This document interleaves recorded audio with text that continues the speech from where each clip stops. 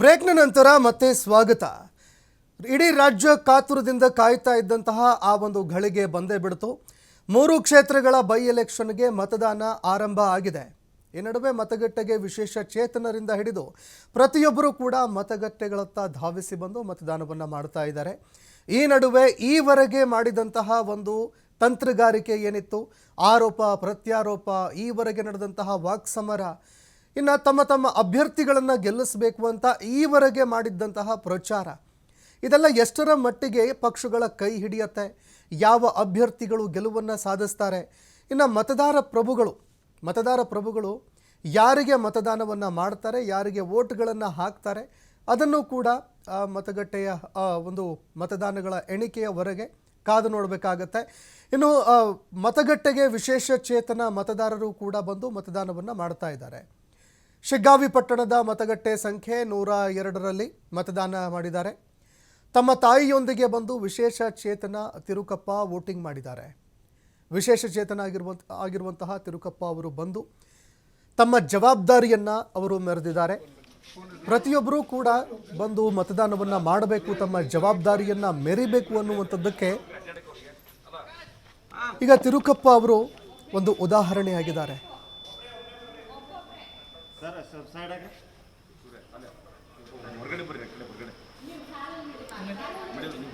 ಇನ್ನು ಭಾರತದಲ್ಲಿ ವೋಟಿಂಗ್ ಆಗುವಂತಹ ಸಂದರ್ಭದಲ್ಲಿ, ಚುನಾವಣೆಗಳಾಗುವಂತಹ ಸಂದರ್ಭದಲ್ಲಿ ಮತದಾನ ತುಂಬ ಕಡಿಮೆ ಆಗತ್ತೆ. ಕೇವಲ 65%, 67%, 68%. ಇನ್ನು ಮಿಕ್ಕ ಒಂದು 35%ವರೆಗಿನ ವೋಟ್ಗಳು ಅಂದರೆ ವೋಟರ್ಸ್ಗಳು ಮತಗಟ್ಟೆಗೆ ಬರೋದೇ ಇಲ್ಲ.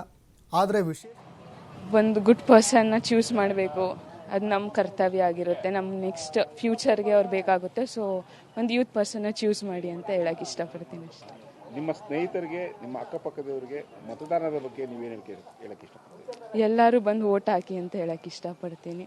ಅದು ಅವ್ರವ್ರ ಇಷ್ಟ, ಯಾರಿಗೆ ಬೇಕಾದರೂ ಹಾಕ್ಬೋದು, ಬಟ್ ವೋಟ್ ಹಾಕೋದು ಫಸ್ಟ್ ನಮ್ಮ ಕರ್ತವ್ಯ. So let's first them vote. ತಮ್ಮ ಹೆಸರು? ಗ್ರೀಷ್ಮ. ಇದಿಷ್ಟು ಮೊದಲ ಮತದಾನ ಮಾಡಿದಂತಹ ಮತದಾರ ಗ್ರೀಷ್ಮ ಅವರ ಮಾತಾಗಿತ್ತು. ಕ್ಯಾಮ್ರಾ ಪರ್ಸನ್ ರಾಮಕೃಷ್ಣ ಜೊತೆ ಹೆಲನ್ ಸ್ವಾಮಿ, TV5 ಚನ್ನಪಟ್ಟಣ.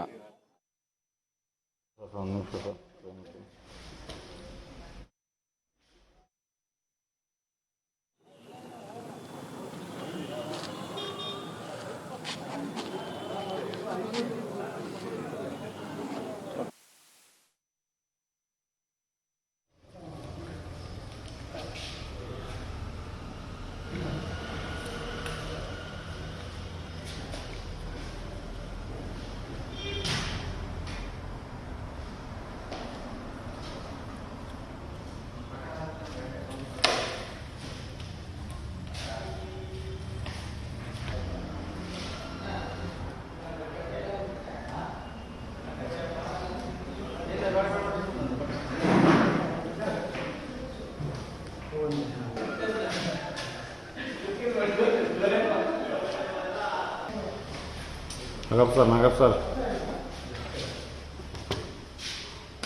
ಶಿವಾನಂದ್ ಸರ್ ಸ್ವಲ್ಪ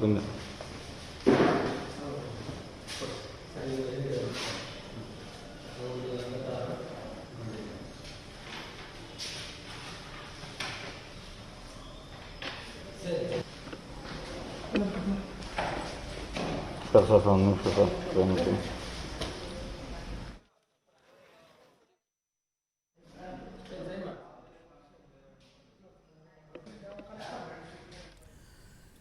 ಇನ್ನು ಇದೇ ವಿಚಾರಕ್ಕೆ ಸಂಬಂಧಪಟ್ಟಂತೆ ನಮ್ಮ ಪ್ರತಿನಿಧಿ ಯಲ್ಲಪ್ಪ ಸೋಲಾರಗುಪ್ಪ ವಿಶೇಷ ಚೇತನ ವ್ಯಕ್ತಿಯ ಅವರ ತಾಯಿಯ ಜೊತೆಯಲ್ಲಿ ಮಾತನಾಡಿಸಿದ್ದಾರೆ. ಏನು ಹೇಳ್ತಾರೆ ಕೇಳಿ.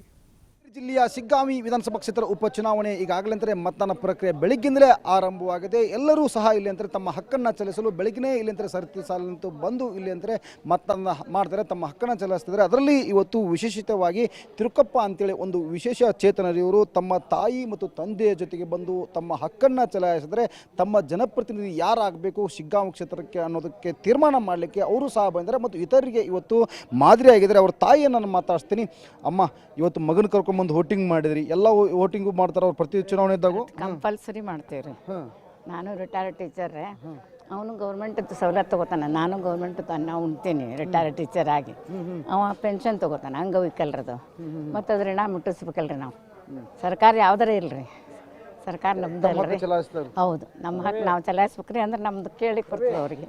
ಈಗ ಎಷ್ಟೋ ಜನ ಎಲ್ಲವೂ ಚಂದಿರ್ತಾರೆ, ಮನೇಲೆ ಕುಳಿತುಕೊಳ್ತಾರ, ಎಲ್ಲೋ ಹೋಗ್ತಾರೆ, ಇವತ್ತು ರಜೆ ಸಿಗದಂತೆ ಎಲ್ಲೋ ಹೋಗ್ಬಿಡ್ತಾರ. ನಾವು ಅಪರಾಧ ಮಾಡ್ದಂಗ್ರಿ ಇದು, ನಮ್ಮ ಹಕ್ಕು ನಾವು ಕಳ್ಕೊಂಡಂಗೆ. ನಾವು ಈಗ ನಮ್ಮ ಕರ್ತವ್ಯ ಮಾಡಿದ್ವಿ ಅಂದ್ರೆ ನಮ್ಮದು ಹಕ್ಕು ಕೇಳಲಿಕ್ಕೆ ಏನು ನಮಗೆ ಹೇಳ್ತೀರಿ ಮೇಡಮ್ ಅಂಥವ್ರಿಗೆ? ಪ್ರತಿಯೊಬ್ಬರು ಮಾಡಬೇಕ್ರಿ, ಇದು ಕಂಪಲ್ಸರಿ ಮಾಡ್ಬೇಕು. ಎಲ್ಲ ತಿಳುವಳಿಕೆ ದೂರ ಆಯ್ತು, ಇದ್ರ ಮಹತ್ವ ನಾವೇ ತಿಳ್ಕೊಳ್ಳಿಲ್ಲ ಅಂದ್ರೆ ಮತ್ತೆ ಉಳಿದವ್ರು ಯಾಕೆ ತಿಳ್ಕೊತಾರೆ? ಹಿಂಗಾಗಿ ತಮ್ಮ ಮಗನ ಕರ್ಕೊಂಡು ಹೌದು, ನಾವು ಕಂಪಲ್ಸರಿ ಅವ್ನು ಬಿಟ್ಟು ಬರೋದಿಲ್ಲ ರೀ.